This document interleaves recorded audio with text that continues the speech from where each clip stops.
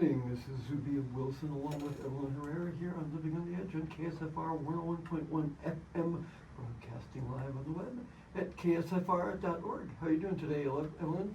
I'm great. Yeah. Good morning. How are you? Doing pretty good. Yeah, it's been, quite a bit of rain came at my house last night, which was nice. Not as much as in town. I understand they had like almost an inch and a half in town last night. Wow. And it's not done with us. I think it's going to keep going most of the day. And I'm pretty sure, so out at the La Tienda Mall in El Dorado, there is the PTA is putting on their Fall Fest. And I'm not, my guess is a lot of activities are going to have to move indoors. I'm not saying that's for sure, but I'm pretty sure it's still going on. So if you're, a lot of activities may move inside or something, but if you're out there listening and contemplating, hey, stop by, show your support for the PTA, and you can. I'm going to be there. I'll probably going to do some dancing if you want to come out. And I will have a good time. A lot of people will have a good time, and I think there will be good opportunities for kids. So sounds great. Absolutely. So we're going to talk about a number of things, but Evelyn being an immigration attorney, that's one of the focuses for her on the Living on the Edge. So what, you want to start us off with some, and I also want to talk a little bit about elections and where things are standing and encourage everyone to vote, although had an interesting conversation with someone who wasn't going to vote the other day, and a lot of people were being really mean to him, and I it's always been my belief that you have a right to do whatever you want with your vote. You can vote for yourself, you can vote for your dog, you can vote for Mickey Mouse, you can vote for one of the candidates, but if candidates want you to vote for them, it's their obligation to inspire you. And I tried to talk to him a little bit and say, you should look up and down the entire ballot. Maybe you just are thinking you're not going to vote because you don't believe in the presidential candidates, but maybe there's someone down ballot that might make a difference in your life, and you should look at that. And I think everybody, if you look up and down the ballot, bond issues is a big educational bond on the election. If you really don't care about anything, maybe you shouldn't vote. But I'd be really surprised if anyone could look up and down the whole ballot and not see anything where they have a clear interest. Yes, I agree with you. But, I'm a big proponent of voting. I vote any and every opportunity. I was born in El Salvador, which is a country that has had significant fits and starts with voting and democracy, and has had military juntas and suppression of all kinds of rights, including the right to vote. And so ever since I'm 18, I became a citizen when I was in college, so that's when I started voting. Because as you know, non-citizens cannot vote in the United States. There's no way to sneak in those people. And the problem we have with voting in this country is apathy, lack of participation, not people who aren't supposed to participate casting ballots. And I think when they went back and, they really tried to look after 4 years ago after the election and 2 years ago after the election for all these vast cases of voter fraud and people voting who weren't supposed to, or people voting more than one time. And I think nationally they might have come up with like 12 examples, and 9 of the 12 were Republicans who voted more than once, or voting for a dead mother or something. Yeah. And there was a point when I first moved to New Mexico, you were allowed to vote for your dead spouse within a 6-month period after they died, I think. If the election was within... Yeah, which I thought was really weird, but that's not true anymore. So if you have a dead spouse, you are not allowed to vote for them. You know what I really like about New Mexico? I'm sure other states have this rule too, but a person who's going to be 18 by the next election can register way in advance. And the voter registrar's office will send you a notification, okay, now that you're 18, you're officially can vote. You can vote. So you can register way in advance and not have to, oh, I forgot. because my birthday was so close to the election. Mhm. So. And I'll say kudos to Maggie Toulouse Oliver. I've been a big fan of hers for a long time. And officially this year, New Mexico has declared the easiest place to vote in the country. Who's Maggie? She's the Secretary of State. Oh. And she's been for years doing a lot of reform, and one thing that she did, which really makes a big difference, is we have same-day voter registration. So Yes. you can now, in a primary, you can't show up on primary day and change from one party to another. But you can show up if you're not registered and register in either party. So you can't change parties during a primary election on the day of the election, but you can go in like election day. If you have proper documentation, you walk in, they will register you and you will vote. That actually happened to me because when I lived in California, I was registered green, Mm-hmm. and when I moved to New Mexico, I was undeclared, but I wanted to vote in the Democratic Mm-hmm. primary, and so they did the old switcheroo right then and there. Mm-hmm. That's cool. It was fine. Yeah, I was very involved in building a Green Party in New Mexico, and for a while there, I was the precinct judge for El Dorado. So I was like the one who was overseeing all of the voting places and making sure that all the counts got together, and I was the one that would walk them down to or drive them down to the county clerk's office, and that was fun. It was a nice group of people. I think we're lucky. There's places where it's very hard to be an election worker, but I've called a number of times, and the county clerk doesn't seem to think they need extra volunteers.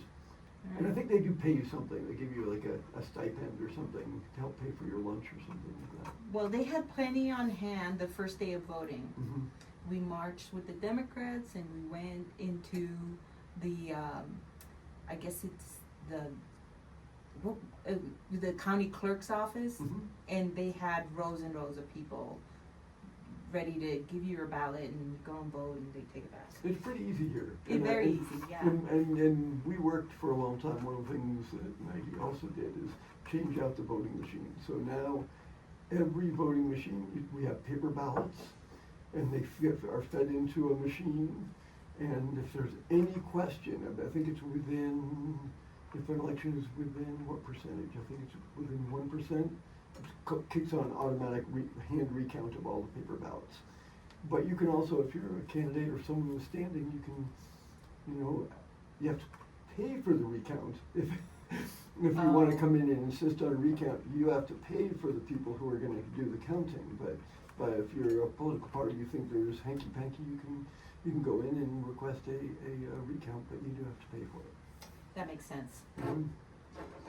And so, there has not been vast examples of voter fraud, and virtually no people who were immigrants who were not legal citizens being caught voting in New Mexico, or I think around the country as a general rule. So It's a made-up thing. yeah, it's certainly, if there were some undetectable amount of it going on, it is not changing election results. No, it wouldn't change the outcome. I mean, who would risk a federal felony Yeah. for casting a vote, one vote, or even, Yeah. handful? And if you're here illegally right now, if you Yes. not, then why would you want to take a chance of drawing attention to yourself? Yeah. It just doesn't make any sense. I mean, Well, I guess that's the thing is, there's like this,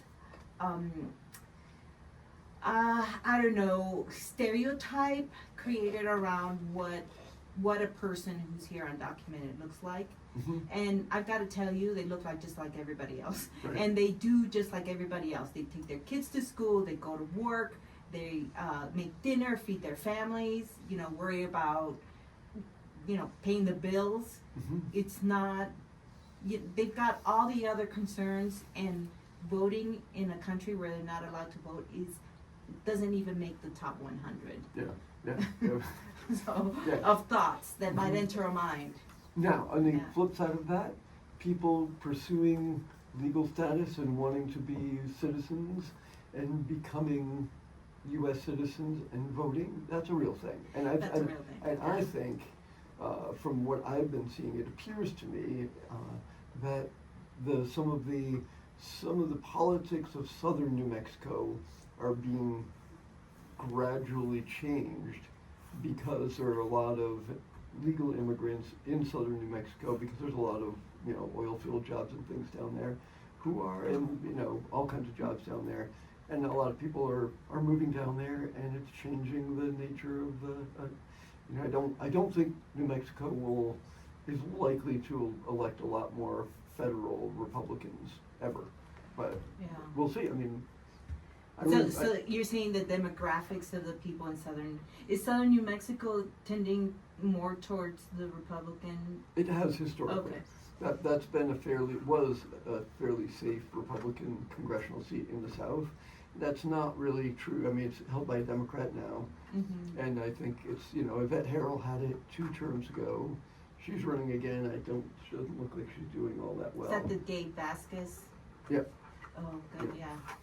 I texted for Dave Vasquez on Wednesday.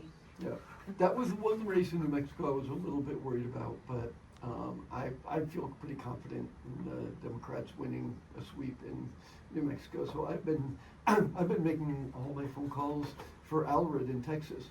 Yeah. Because I think now I'm looking at it. Maybe I should have focused somewhere else, because I think that's not.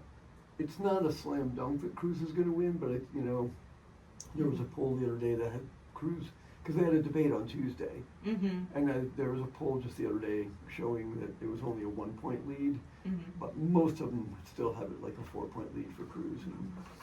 Well, I've got to tell you that in terms of U.S. citizenship, the application rate always goes up on presidential election years, because it's all over the news. Our American election cycles, they are so long. They're, people are running for months. For years. Yeah, years. And they announced real early, this time around, former President Trump announced very early, mostly so that he could use it as an argument that he was being politically prosecuted for being prosecuted for crimes he committed, or alleged crimes. We have to be, keep it that way. Well, yeah, been convicted of 34 felonies, so it's not all alleged anymore. Not anymore, right. But anyway, so he was basically back-ending that argument and announced his candidacy very early. And so people get excited, they get motivated, and so the citizenship process can be months long. And but it's really great. People apply, then they wait for an interview, they have to be tested. Immigrants know about U.S. civics and history more than U.S. born citizens. I always used to tease a lot of my friends who were like very concerned about immigrants voting and everything. I'm like, well, you know what? Maybe we shouldn't let you vote unless you could pass the civics test. That's the immigrant civics test. When I've gone to ceremonies where people are getting their citizenship, I'm looking at some and it's like, wow, some of those questions are hard. Yeah. Did you ever see Craig Ferguson? He was a late night comic, and he was from Scotland, and he took a camera crew to his civics test. It was really funny because he's a comedian. Right. But after if a person passes the test, they also have to speak English. They have to write a phrase in English, and after they pass that, then they go to a ceremony, and it's a very heartwarming to me to see a big audience full of people being sworn in by a federal judge. Oh yeah. So even in New Mexico, because we're a dual language state, you can't become a citizen in New Mexico without speaking. It seems like you should be allowed to. There are people who lived in New Mexico their whole life who don't speak English. I understand that. Yes, I know. In that goes back to that treaty, right? The Guadalupe Hidalgo Treaty. Well, this is federal law, and federal law does allow certain people to do the test in Spanish, but they have to have been residents for a very long time and past a certain age. There's an acknowledgement that the learning capacity of a person kind of takes a dive past Especially a certain for number of language, years. yeah. What's that? Especially for languages. Yes, Mhm. yeah, it would be a challenge for me to pick up a language at my age. But anyway, but most people have to do the test in English. Mhm. And, yeah, it's a high bar, I think, especially for people who maybe, never went to school or didn't get very far in school, Mhm. started working at an early age. Mhm. So, but the ceremony itself, I did the ceremony, and I was living in Los Angeles, and when I did the ceremony, my dad and I went through the process at the same time, and so we went to the ceremony together. And the great thing about America is that the federal judge who swore us in told us he was an immigrant Mhm. and had immigrated from, I think, Australia. Uh-huh. It was just great. Or was it That's Austria? I can't remember. Yeah. Anyway, he was an immigrant. Mhm. That's interesting, you know. I think that, you know, we don't really teach civics in our public schools anymore, and I think we should get back to something. But it might be an interesting thing if, I wonder if it would pass the legislature to make it so that students graduating from high school have to pass the immigrant civics test. It shouldn't be that hard for the Yeah. public schools to rise to that bar. But that's interesting. It probably would never pass the legislature, but it would be an interesting. There should be some sort of civics requirement, or There sure, is. there's some basic things that you have to understand to graduate high school about how elections work And the government, Yeah. yeah. No, I think there is a curriculum for history and civics in Mhm. high school, Mhm. part of the core standards. Okay. But anyway, so what do you want to talk about now? Well, you know, one thing I was going to say is we had talked about possibly opening up the phone line. So we Mhm. may do that a little later in the show. And if people wanted to call in, let's say in the second half of the show, the number you would call into is 505-510-5737. We have not done a call-in show on Living on the Edge in 17 years. No. Since the last time we tried that, but we Okay. could do that, so I'm okay with that. If anybody wants to call in again, we'll announce it later, but second half to the show after the break, if you wanna call 505-510-5737, you know, I hope I can do it. I think I can take a phone call. I know how to call out and get it on, but if I have technical difficulties, then I'll get retrained next week to see if I can do that more often, because a few people have told me they'd be interested in doing some call-in shows, and I do like that, so. You never know what you're going to get. Yeah, you don't ever know with me. The one thing I do know is I know how to hang up the phone really quick or to cut the mic on somebody who's misbehaving. I have had to do that on this show a number of times, even with guests sitting across from me, where I had to cut their mics because it was like, Oh, wow. that's not how we behave. Keep it On the clean, keep it radio, clean. that's not how we behave on the Yeah. radio. So I've been looking, one thing I'm interested in is just looking at a lot of the Senate poll, because, you know, there's a big presidential election, but there's also, the Senate is only a really one seat division right now. And there are, what, is it 34 seats are up, I think? Or is it 24? No, it's 34, that's right. It's about a third of them every year. And right now, the Democrats have 48. Oh, no, that's the projections. The Democrats, I think, have 48, and the Republicans have 49, but there are independents that caucus for the Democrats that put them up to 50, and then the vice president, of course. So presidential election is effectively an extra Senate seat, because the Right. vice president breaks ties in the Senate. So if depending on who wins the presidential election, that is almost like an extra Senate seat. But right now, independents are definitely gonna have 2 safe seats. There are 15 of those seats that are safe Democratic seats that will go Democratic. 3 likely Democratic seats. 9 safe Republican seats, 2 likely Republican seats. 1 toss-up, which is in Ohio. and then two leaning Republican. It looks like Florida and Texas, and two leaning Democrat, which is three in Pennsylvania, Nevada, and Arizona. But I'm pretty confident that the Arizona and Nevada are probably going to go Democratic. In the Senate race, Pennsylvania as well. We'll see. I think it looks like an increase in the majority for the Democrats in the Senate, but you don't know until the day of the election. But I still think it's likely that although Florida is still shown leaning Republican, I think it's a very good shot that the Democrats could pick up Florida and possibly Texas. There's a lot of room for hope. Yep. Well, like, which state is Carrie Lake running in? That's Arizona. Arizona? I don't think she has a shot at No. all. I think she's crazy. And I think the guy up in Minnesota that's a tester is a Democrat who holds that seat right now.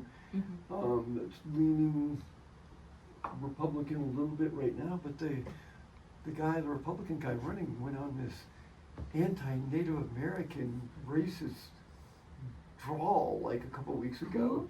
The guy I can't remember his name now, but the Republican running for Senate in Montana just went on, and maybe that gets you votes in Montana. I don't know, but certainly I've been hearing the Native Americans in Montana are on a massive push to get their people to go out and vote. After that, they're like, wow, this guy just should not be in the U.S. Senate. So, well, I don't think the nation is at that point where there's Native American hatred or disparaging of Native American wins you any kind of popularity, because it swings back and forth, right? It's like a pendulum.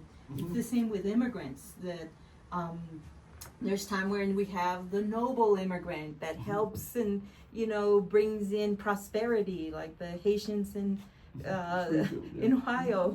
Yeah, and but then everybody tries to kind of push that topic into their little sphere for winning votes here and there, and I don't know. I just don't appreciate the politicking of it. I would like our immigration policy to reflect something that's more linked to the economy. Do we need the workers or not? Mm-hmm. If we do, we should get them. Mm-hmm. There's plenty of people knocking at our borders wanting to come here to work. Mm-hmm. Not very many countries can say that. Mm-hmm. And so that's an advantage, an untapped advantage. Mm-hmm. But in terms of the breakdown, definitely, I think maybe that's why we haven't heard very much from the Harris-Walz campaign about what they would do in terms of immigration reform, because they really can't do anything. The executive branch can't do anything without the Congress. Mm-hmm. And unfortunately, the Congress has been kind of letting racism and politicking drive the policy instead of what makes sense. It seems to me, when they did put that bill together that was written by a fairly conservative Republican, I didn't like that bill, I have to say. Me either. It was not like that. Winning that looked like a victory. On the other hand, it did. Everything in there wasn't horrible, and there could have been some positives that could have come out of that, and it would have toned down the use of that as an issue during the elections, and get people to just focus more on the nuts and bolts of immigration policy and how we allow people to come in, how we grant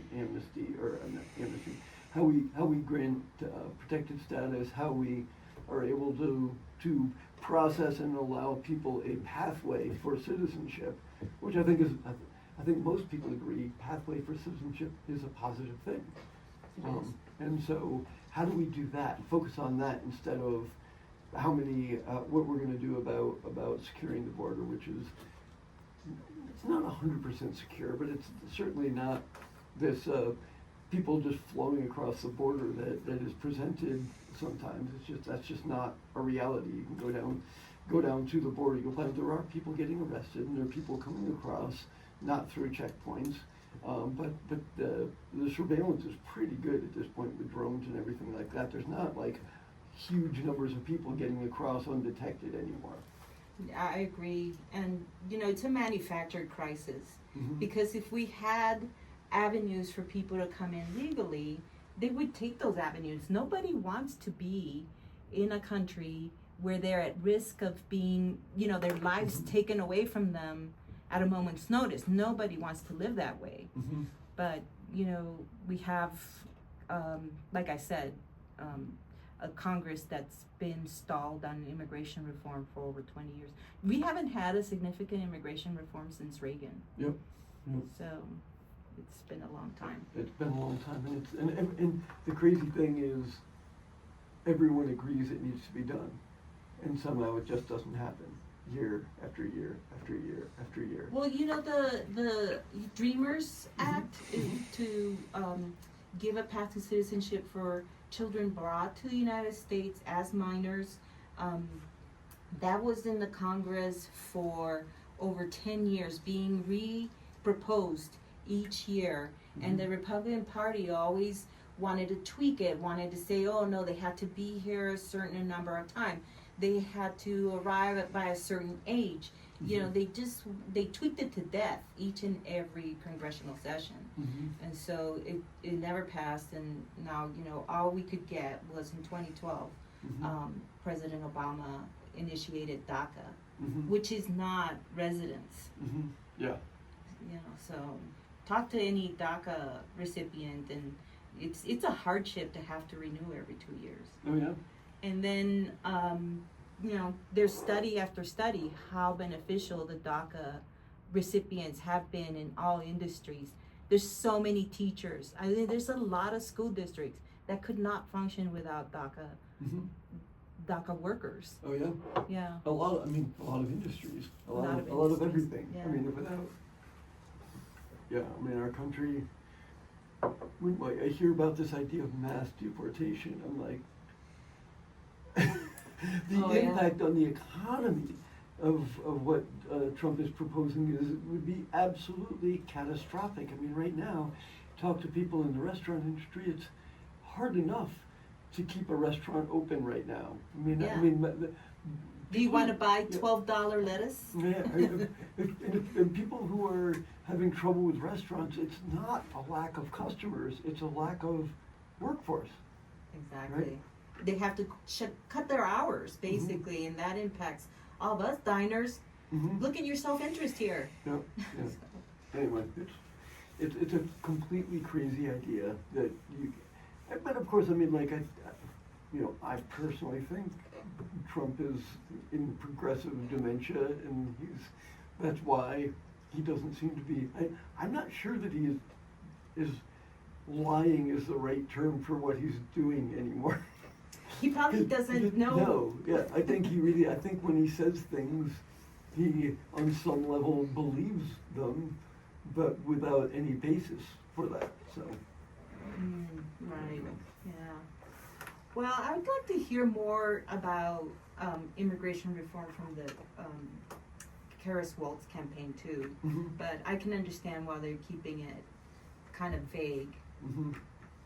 I mean, I think right now at this point, everybody's looking at what are the issues where we think if we say something will get us a certain block of votes, or certain people will support us and so that's what they're talking about. And having worked in a lot of elections, I can't say that's a bad thing, but but then people have their pet issue, right? Obviously there's a lot of people for whom what's going on in Israel and Palestine right now is a very important issue, and I know a couple people who are going to support, not support the Democrats because of their positions on it, and like I said earlier, you have a right to do that, but I think in the bigger picture, if I really sat down and looked at it, I think the difference between what the Trump would do